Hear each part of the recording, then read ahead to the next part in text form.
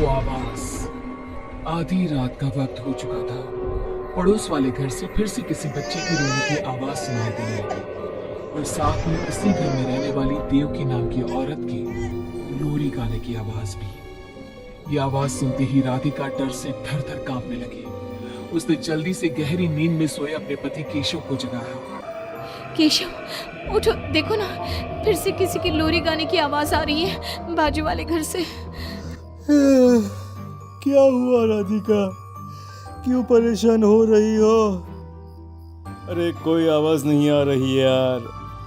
लेकिन अभी बस 2 मिनट पहले तो देव की लोरी गा रही थी और एक बच्चा रो रहा था। अरे कोई मूवी देख रहा होगा, उसकी आवाज होगी।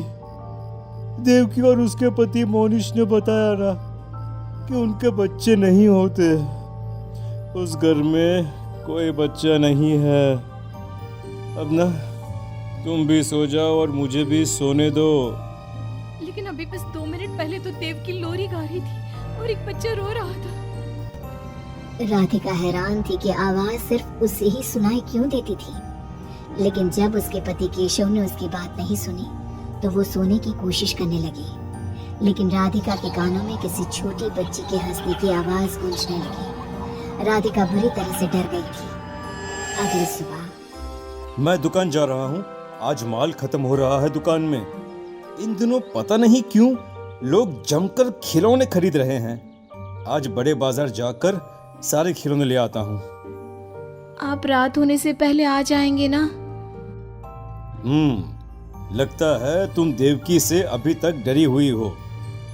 अच्छा ठीक है, देखो घर के पीछे वाली गैलरी में मत जाना, क्योंकि वहां से तुम्हें अक्सर देवकी नजर आती है और तुम ना फिर डर जाती हो।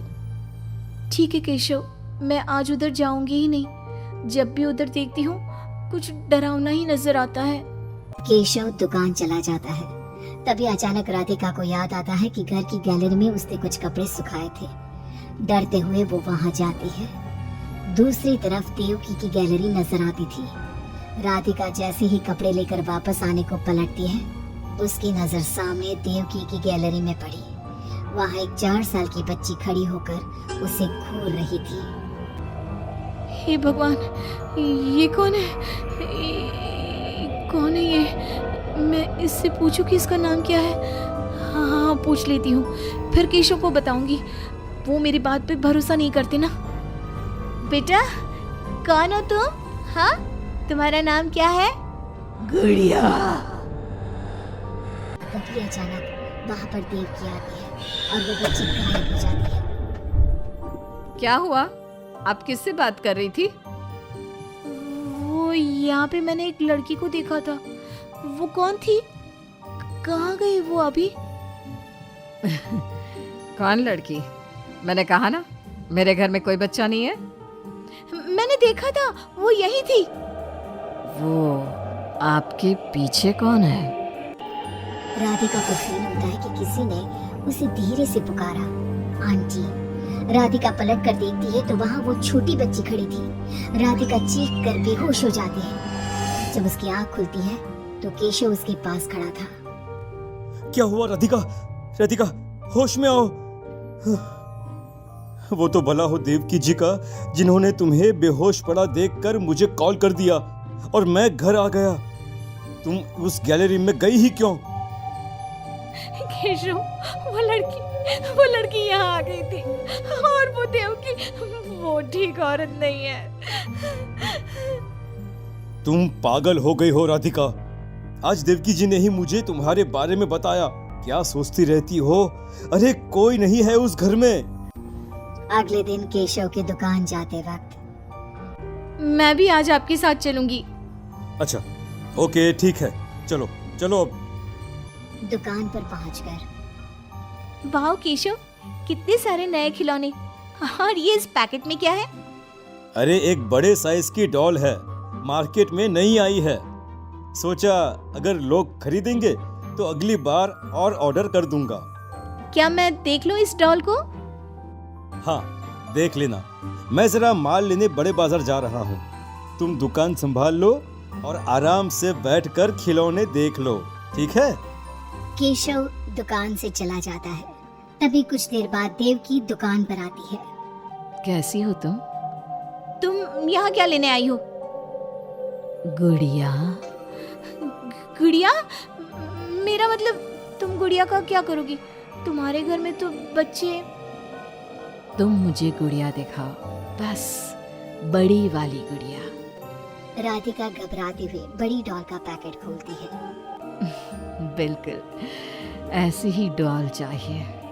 आज वो खुश हो जाएगी इसे देखकर। कौन कौन खुश हो जाएगी? देव की अजीब नजरों से राधिका को देखती है और बिना कुछ कहे पैसे देकर चली जाती है।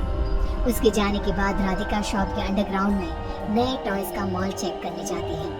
वहाँ बच्चों का एक झूला था। राधिका ने देखा कि वो झूला हिल रहा था, जैसे अभी अभी कोई वहाँ से उतरा हो।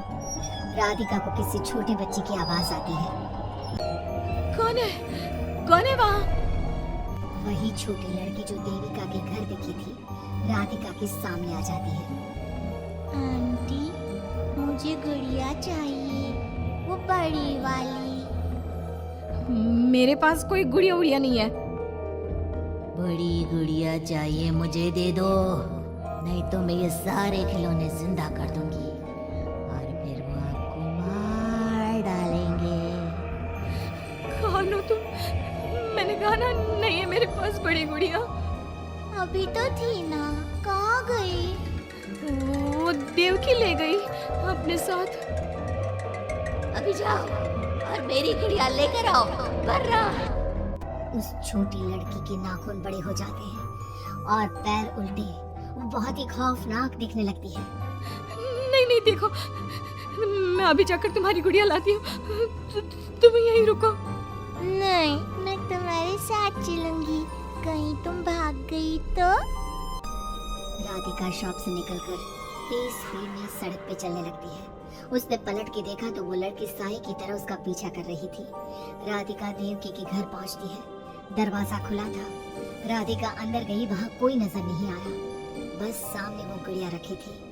राधिका चुपचाप गुड़िया को उठा के वहाँ से आने लगती है। पीछे से आवाज आती है। रुको, ये क्या कर रही हो? मेरी गुड़िया कहाँ ले जा रही हो?